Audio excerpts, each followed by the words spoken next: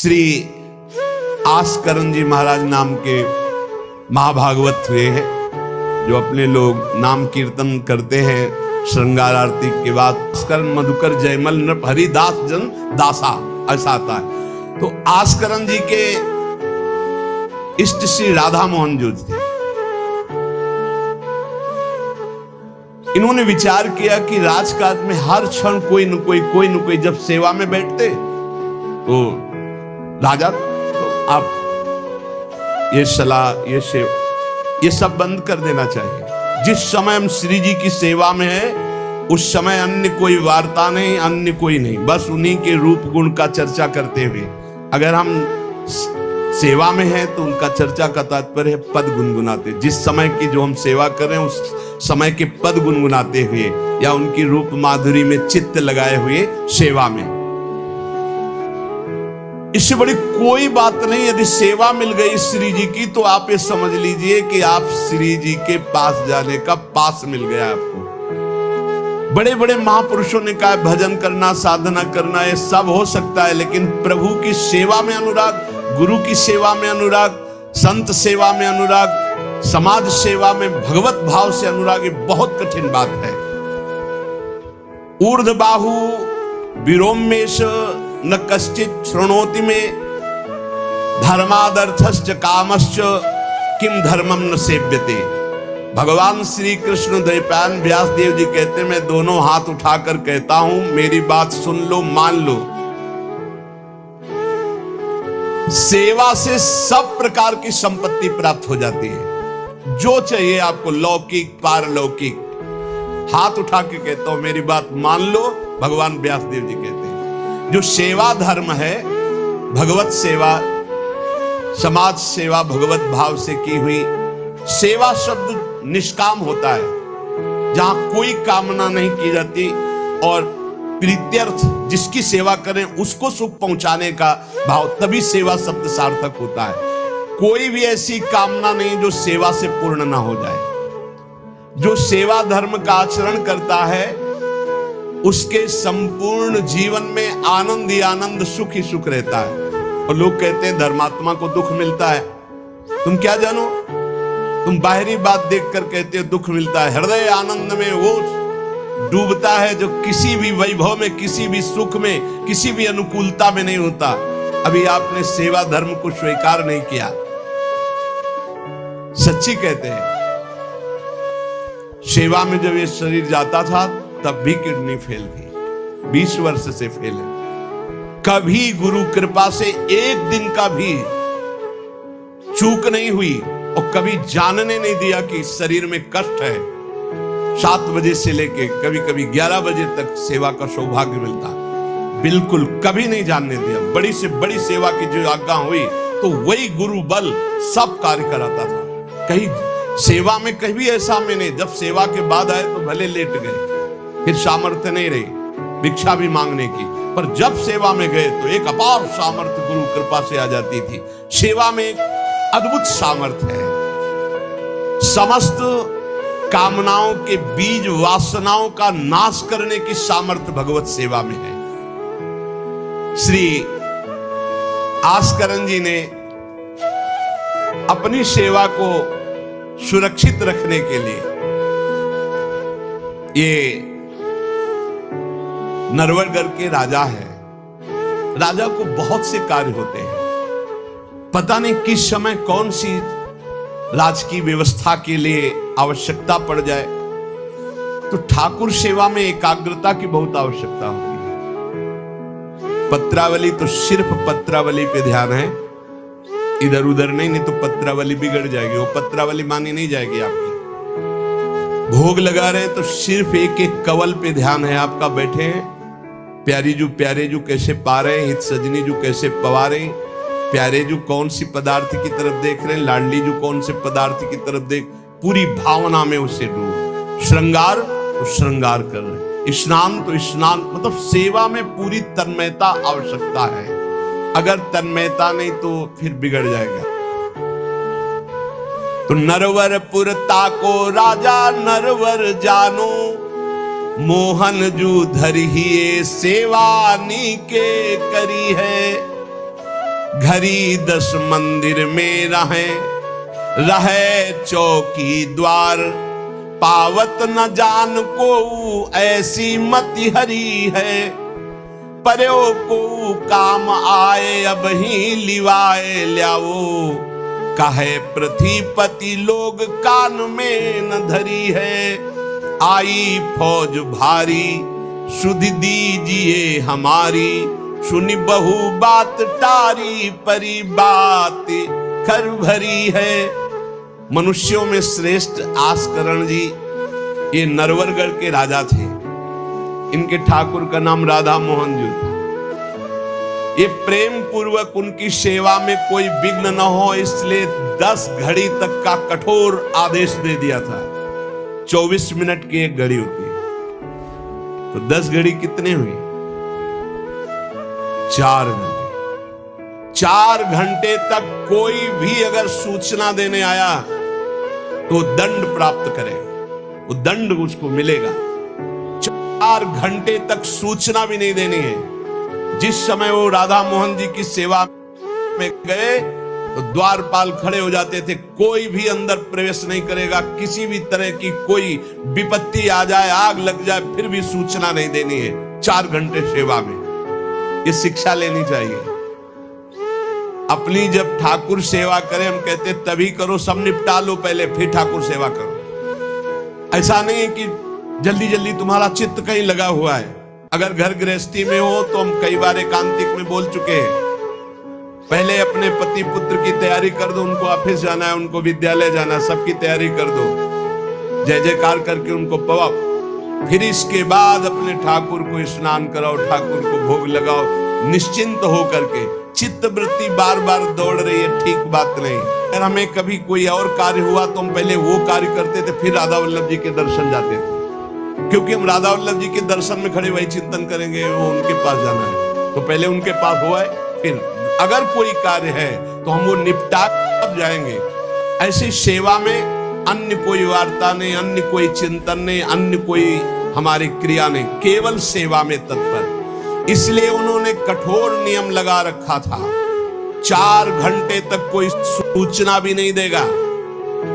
और आप मंदिर में राधा मोहन जी को 4 घंटे स्नान कराना, श्रृंगार कराना, आरती करना, फिर आरती करके भोग आदि सब करके फिर दंडवत करना। दंडवत के बाद जब प्रसाद चरणामृत लेकर उठते तब कोई बात हो तो बता सकते हैं। वो भी बात जब श्री जी की चीख डालकर बाहर निकले, उस समय द्वार पर चौकीदार बहुत सावधानी से कोई भीतर न जाने पाए। देखो महापुरुषों से हमको शिक्षा मिलती कि हम कैसे ठाकुर सेवा करें। ठाकुर जुगल किशोर हमारे, इनकी सेवा हम कैसे करते हैं। आप 4 घंटे एकाग्रचित होकर केवल सेवा में ही डूबे, बड़ा सुख मिलता है। जब अपने श्री जी सौभाग्य दिए थे सेवा करने का, तो जैसा श्रृंगार करने के बाद जब दर्पण दिखाते थे तो रोना आता था। अपने प्रभु को श्रृंगारित देखकर जो हृदय में सुख मिलता है, रोम रोम आनंदित हो जाते थे। कभी कभी 2-2 बजे दोपहर तक बैठे फिर भिक्षा मांगने जाते थे। श्रृंगार करने के बाद पथ सुनाओ उनको, फिर उनकी रूप माधुरी देखो। भक्तों के नेत्र अलग होते हैं तो प्रभु उनका रसास्वादन भी अलग ही करवाते हैं। एक बार क्या हुआ, आवश्यक कार्य से नरवरगढ़ में दिल्ली के बादशाह का आगमन हो गया। बादशाह जो सैकड़ों राजाओं के ऊपर होता था, और ये नरवरगढ़ के राजा थे। उसने आज्ञा करी, जाओ आस्करण जी को हमारे सामने जल्दी लिवा करके लाओ। और आस्करण जी का नियम था, राधा मोहन जी के मंदिर में गए तो सख्त आदेश, कोई सूचना नहीं पहुंचाएगा। सब आस्करण जी के जो रक्षक थे उन्होंने मना कर दिया, नहीं महाराज, ये आपकी सूचना भी नहीं पहुंच सकती, 4 घंटे आ ही नहीं सकते आस्करण जी। उसको बहुत क्रोध आया, बादशाह हो, मैं आदेश कर रहा हूं, एक छोटे राजा के सेवक हमें जवाब दे रहे। बादशाह ने आज्ञा का उल्लंघन, इससे बड़ा क्रोध हुआ। और उसने बड़ी सेना बुलवा ली और सेनापति को आदेश किया कि जाओ बोल दो, नगर का नाश करवाना चाहते हो या हमारी आज्ञा का पालन करना चाहते हो? तुरंत आस्करण को भेजो, अन्यथा पूरी सेना बलात् नगर को नष्ट कर देगी और जबरदस्ती आस्करण को बंदी बना लिया जाएगा। बादशाह का आदेश। देखो परीक्षा होती। जब ये आदेश हुआ, सेनापति आया, निज दूतों से जो अंगरक्षक द्वारपाल उनसे कहा, सबने कोई उत्तर नहीं दिया। 4 घंटे तक हम अपने राजा को सूचना भी नहीं दे सकते। जो तुम्हें करना हो करो। ये बड़ी बात है। बादशाह का हुक्म, बादशाह के सेनापति का हुक्म, सेवा में विघ्न ना पड़ जाए इसलिए कठोर नियम लिया था, पर सबके हृदय में घबराहट थी कि अब क्या होगा जब बादशाह नाराज हो गया, सेना आ गई, सेनापति आ गए, अब क्या होगा? सेनापति ने बादशाह से कहा कि अब क्या हुक्म है? वहां से मना हो गया है। आपकी आज्ञा का उल्लंघन, हमारी आज्ञा का उल्लंघन, हमारा भय दिखाना सब व्यर्थ चला गया। कही कह पठाई, कहो कीजिए लड़ाई, सुनी रुचि उपजाई, चली पृथ्वी पति आयो है। पर्यो सोच भारी, तब बातों विचारी कही, आप एक जाओ गयो अचरज पायो है। सेवा करी सिद्धि साष्टांग होई के भूमि परे, देखी बड़ी बेर पाओ खड्ग लगायो है। कटी गई एड़ी ये पे टेढ़ी हूं न भौ करी, करी नित नेम रीति धीरज दिखायो है। बादशाह ये बड़ा आश्चर्य हुआ कि ये आस्करण जी के पास सूचना ही नहीं पहुंचाई जा रही और हमारे भय का इसके ऊपर कोई असर नहीं। पर आस्करण जी बहुत साधु प्रकृति के हैं, बड़े प्रियजन हैं, आक्रमण करना तो उचित नहीं, मैं स्वयं जाकर के देखूं क्या बात है। राजा थोड़ा भाव से युक्त हुआ, नहीं तो रजोगुण में फिर ऐसा भाव कहां होता है। पर आस्करण जी की भक्ति का प्रभाव कि उसके ये देखो चल के आखिरकार है क्या। बादशाह स्वयं आया। राजकर्मचारी अब विचार में पड़ गए कि बादशाह को कैसे रोका जा सकता है। सब जितने उनके अंगरक्षक सबको रोक दिया। ये बड़ी बात है। यह है भगवान की आराधना का बल। नहीं, बादशाह को कौन रोक सकता है? एक छोटे राजा ये है, उनके सैनिकों ने, द्वारपालों ने रोक दिया और बादशाह से कहा राज आज्ञा का उल्लंघन हम नहीं कर सकते, ना हम सूचना दे सकते हैं और ना किसी और को अंदर जाने दे सकते हैं। किसी और को अंदर नहीं जाने दे तो हम जा सकते हैं? बोले हाँ, आप बादशाह हैं, आप जा सकते हैं, लेकिन आपके साथ कोई नहीं। बादशाह राजी हो गया। देखे आखिरकार अंदर क्या है। वहां जाके देखा तो आस्करण जी की सेवा हो चुकी थी संपूर्ण। अब वो दंडवत कर रहे थे। कई बार हमने प्रार्थना की है उपासकों से कि 11 दंडवत, 21 दंडवत, 51 दंडवत, 108 दंडवत, जितनी सामर्थ्य हो नियम ले लो, रोज करो। 4 परिक्रमा करो श्री जी की और 11, 21, 51, 108 दंडवत करो। जो स्त्री शरीर के साधक हैं वो पंचांग दंडवत करें। पंचांग किया, खड़े हो गए, हाथ जोड़ा, मंत्र जपा, फिर पंचांग किया, फिर खड़े हो गए। ऐसे ही जो पुरुष शरीर साधक है वो साष्टांग करें। साष्टांग किया, मंत्र जपते हुए, फिर खड़े हो गए, हाथ जोड़ा, फिर मंत्र जप कर प्रणाम किया, फिर साष्टांग, फिर ऐसे। हमें लगता है होती होगी दंडवत, करते होंगे, क्योंकि ये नियम तो बहुत पहले से दिया और ये करना ही चाहिए। सच्ची कहते हैं बड़ा सुख मिलता है जब अपने इष्ट के चरणों में साष्टांग लौट कर और उनकी तरफ देखते हुए। बहुत कृपा होती, बहुत कृपा होती। यावत स्वस्थमिदम कलेवरम यावत च दूरे जरा। जब तक ये शरीर स्वस्थ है बुढ़ापा दूर है, आनंद लूट लो भाई, ये कमाने का समय गंवाने का नहीं है। आस्करण जी अपने ठाकुर की संपूर्ण सेवा करके दंडवत अपनी पूरी कर रहे थे। अब जैसे 108 दंडवत तो समय लगेगा। हमने देखा है पूज्य सदगुरुदेव भगवान को अस्वस्थ शरीर में, अस्वस्थ अवस्था होने पर भी, बुखार है पर दंडवती अपनी पूरी करते हुए, नियमावली पूरी करते हुए देखा। क्योंकि जैसे ब्रज की 84 कोस की परिक्रमा में तो श्री जी साथ थी, बहुत थकान, बहुत शरीर कष्ट में, पर आप अपनी दंडवती जरूर पूरी करते हैं। गुरुदेव भगवान को देखा, महापुरुष नियमनिष्ठ होते हैं, जो नियम ले लिया उससे तोड़ते नहीं। जय बजे आरती होती है, आप देख लो, 5 मिनट के अंतर की बात नहीं कह सकते, नहीं आपको ठीक समय से आरती मिलेगी। जय बजे वो टहलने के लिए वही उनका समय होगा। महापुरुषों की पहचान होती है, उनकी एक रस दिनचर्या चलती, उनकी दिनचर्या में फर्क नहीं पड़ेगा, शरीर में भले फर्क पड़ा हो, चाहे बुखार हो, चाहे जुकाम हो, चाहे जो भी पीड़ा हो, दिनचर्या में फर्क नहीं पड़ सकता। ये महापुरुषों की पहचान होती है। आस्करण जी साष्टांग लेट करके दंडवत कर रहे थे। अब को बादशाह जाएगा तो बादशाह कोई साधारण तो है नहीं, उसकी बाजू बंद, उसके सब झनन भनन आवाज तो होती है, पता भी चलता है कि कोई आ गया। मुड़ करके भी नहीं देखा बादशाह की तरफ, बस बार बार साष्टांग दंडवत, खड़ा खड़ा देखता रहा। 108 दंडवत, 2-4 हो तो बड़ी देर हो गई, ना बादशाह से बात, ना सलाम, ना कोई, बस वो अपनी साष्टांग दंड। ये होना चाहिए।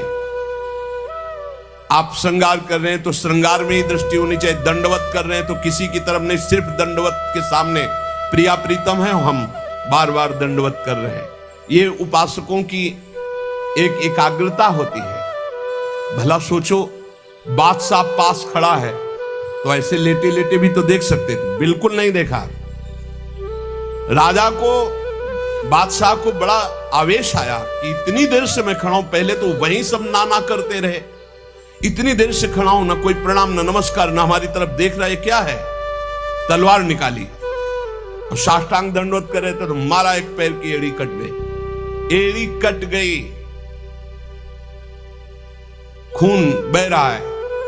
साष्टांग दंडवत, फिर खड़े, फिर साष्टांग दंडवत, फिर खड़े, फिर साष्टांग दंडवत, बिल्कुल नहीं देख रहे कि एड़ी कट गए। सोचो जरा, ये भक्त की निष्ठा है उपासना की। या तो अगर एक चींटी काटेगी तो थोड़ी देर लौट करके पहले देखेंगे क्या हो रहा है, फिर दंडवत। एड़ी कट गई, लेकिन किसने काटा, ना ये बात देखी। एड़ी कटना कोई साधारण बात समझते हो? तलवार से पूरी एड़ी काट दी, कोई दुख नहीं, रक्तस्राव हो रहा है। अपने नियमानुसार कटी गई एड़ी, ए पे टेढ़ी हूं न भौं करी, ना तो आह निकला न गुस्साई कि किसने ऐसा कर दिया। करी नित नेम रीति धीरज दिखा, धैर्य पूर्वक 108 दंडवत पूरी की। पूरा जब संपन्न कर लिया, इसके बाद पीछे हटे, चिक गिराई, क्योंकि समझ चुके थे कि ये तलवार चलाने की हमारे ऊपर हिम्मत केवल बादशाह की हो सकती, दूसरे की नहीं। कोई साधारण राजा नहीं, महाभागवत और महाबली है। इसलिए हमारे ठाकुर का सुखपूर्वक अपशयन हो। चिक डाली, उठ चिक डारी तब पाछे सो निहारी, कियो मुजरा बिचारी बादशाह तिरिझे हैं। हित की सच्चाई यह है नेकु ना कचाई होत, चर्चा चलाई भाव सुनि सुनि भीजे हैं। बीते दिन को नृप भक्त सो समायो, पृथ्वीपति दुख पायो सुनि भोग हरि छीजे हैं। करे विप्र सेवा तिने गांव लिख न्यारे दिए, वाके प्राण प्यारे लाड़ करो कहीं धीजे हैं। आस्करण जी ने जब चिक डालकर पीछे मुड़कर देखा तो बादशाह तो शिष्टाचार के अनुसार जोहार किया। राजा की भगवत सेवा, नियम निष्ठा ये देखकर बादशाह बहुत प्रसन्न हुआ और कहा, मैंने आज देखा ईश्वर के प्रेम की सच्चाई को। तुम्हारे में थोड़ा भी बनावटीपना नहीं, थोड़ी भी शिथिलता नहीं, तुम अपनी निष्ठा के धैर्यवान वीर हो। बादशाह ने आस्करण जी से भगवत प्रेम संबंधी कुछ चर्चाएं की और विचार अपने प्रकट किए कि आज मैं बहुत खुश और सौभाग्यशाली हूं कि तुम्हारे जैसा राजा मेरा जन है। बड़ा हृदय रस में डूब गया बादशाह का। ये है देखो सच्चाई भक्ति की। नहीं बादशाह के हुक्म को टाल देना, सेनापति की आज्ञा का उल्लंघन कर देना, बादशाह आया है साष्टांग दंडवत, कोई उसका आदर ना करना, ये सब भारी अपराधों में आता है।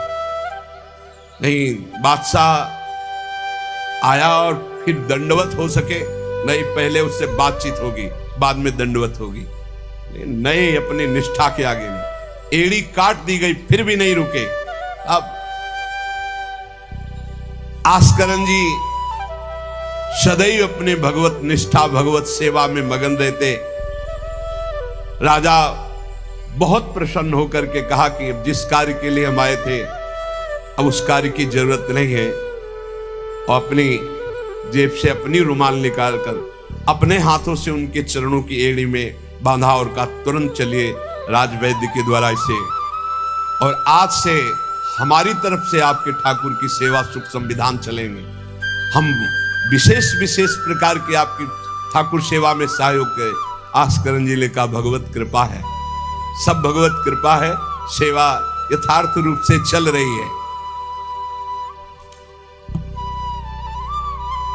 नियम की सच्चाई और हृदय में कोई छल कपट नहीं, रोष नहीं, ये भगवान के भक्त में विशेष लक्षण होते हैं। भगवान के भक्त में छल कपट नहीं और अपराध करने वाले पर भी रोष नहीं।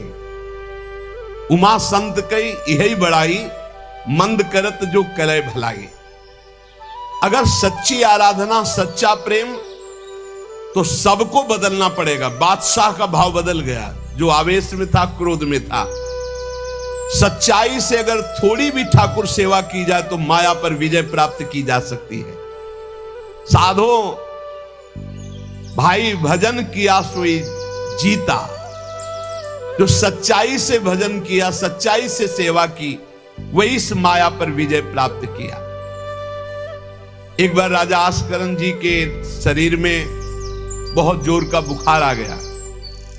ऐसा बुखार कि न उठने की हिम्मत, न शरीर की शुद्धि हिम्मत, न शरीर की शुद्धि, और नियम की निष्ठा थी ही। अब भारी कष्ट, एक तो शरीर उठने लायक नहीं, भारी बुखार, और दूसरा सेवा। अब वो इस बात के चिंतित थे कि सेवा कैसे होगी। तो ठाकुर जी ने स्वप्न में अपने किसी निजजन पंडा से कहा, इनको किसी औषधि की जरूरत नहीं, मेरा चरणामृत पिला दो, स्वस्थ हो जाएंगे, सेवा में आ जाएंगे। वो गए और उनका ठाकुर जी ने स्वप्न में आकर के कहा है कि आप ठाकुर जी का चरणामृत पी लीजिए, आप स्वस्थ हो जाएंगे। वैसे तो चरणामृत रोज ही लेते थे, सेवा में जाने के पहले ठाकुर जी का चरणामृत जो पूर्व का था पिया, तत्काल सब खत्म हो। सेवा में बहुत बड़ी सामर्थ्य है, निष्ठा में बहुत बड़ी सामर्थ्य है ठाकुर जी के चरणामृत में। विश्वास करो, जो रोज चरणामृत पीता है अकाल मृत्यु नहीं हो सकती। अकाल मृत्यु हरणम सर्वव्याधि विनाशनम, कोई भी रोग परास्त नहीं कर सकता। आप रोज चरणामृत पिए। अरे भाई, आप अगर राधा नाम विराजमान किए स्नान कराते तो रोज श्री लाडली लाल का चरणामृत है। रामे लाडली जो धामे लाल जो विराजमान है, प्रिया प्रीतम राधा नाम में विराजमान है। आप अगर सेवा नहीं विराजमान किए हुए हो तो विराजमान कर लो, जीवन काहे व्यर्थ करोगे। लेकिन जब तक सेवा ना विराजमान करो तो चले जाओ बिहारी जो, राधा वल्लभ जो, राधा रमण जो, राधा दो, कहीं भी मांगो चरणामृत मिल जाएगा। और रोज उसी में जल मिला करके रोज एक ढक्कन रोज चरणामृत। अकाल मृत्यु हरणम सर्वव्याधि विनाशनम श्री कृष्ण पादोदकम पीत्वा पुनर्जन्म न विद्यते। जो रोज चरणामृत पीता है उसका पुनर्जन्म नहीं होगा। बड़ा से बड़ा रोग आएगा लेकिन उसको पीड़ा नहीं पहुंचा पाएगा, अकाल मृत्यु नहीं होगी। तो स्वप्न में ठाकुर जी ने कहा चरणामृत दे दो, सब सामर्थ्य आ जाएगी। एक बार राजा ने द्वेषवश सेना लेकर, किसी दूसरे राजा ने आपके ऊपर चढ़ाई कर दी, तो आपने व्यर्थ की खून खराबी ना हो, ललकार सुनकर भी आप सेना सहित संग्राम भूमि में ये विचार किया कि युद्ध करने से बहुत लोगों का नाश होता है, इसलिए अपने सब महारथियों को बुलाया और कहा नाम कीर्तन करो। जहां युद्ध के लिए ललकार हो रही वहां नाम कीर्तन शुरू कर दिया। नाम कीर्तन इतनी जोर का कि आनंद में सब झूम रहे, और उधर एक बादल की ऐसी टुकड़ी आई कि इतने ओले बरसे कि जो विपक्षी सेना थी, मैं राजा और विपक्षी सेना सब भाग गए और ये अपनी तरफ कीर्तन ही करते रहे, लड़ना ही नहीं पड़ा। भाव ये है कि जो भगवान में चित्त जोड़ता है, भगवान नाम कीर्तन करता है, भगवत सेवा परायण रहता है, सारे विघ्नों का निवारण स्वयं भगवान करते हैं।